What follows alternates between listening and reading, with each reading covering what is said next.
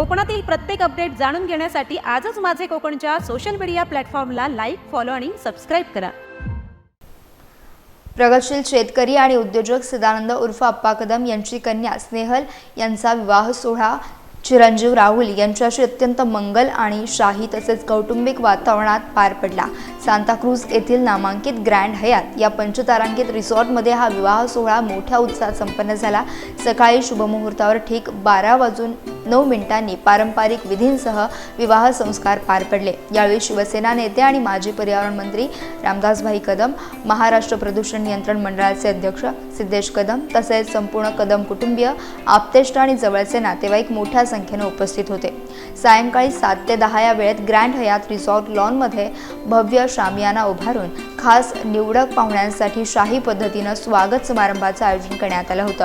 अत्यंत देखण्या सजावटीत मर्यादित पण मान्यवरांच्या उपस्थितीत हा सोहळा संपन्न झाला।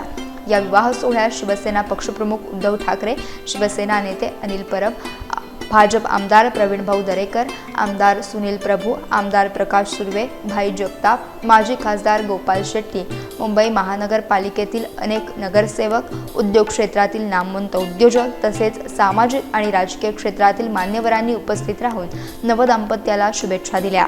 यावेळी आपल्या भावना व्यक्त करताना सदानंद उर्फ अप्पा कदम यांनी स्नेहल आणि जावई राहुल यांच्या विवाह सोहळ्यास वेळात वेळ काढून उपस्थित राहून नवदाम्पत्याला प्रेमळ आशीर्वाद दिल्याबद्दल सर्व मान्यवरांचे आभार आणि शुभेच्छा दिल्या।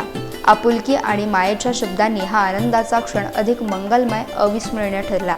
नवदाम्पत्याच्या आयुष्यात आपल्या आशीर्वादांचे बळ सदैव लाभो अशी ईश्वरचरणी प्रार्थना केली।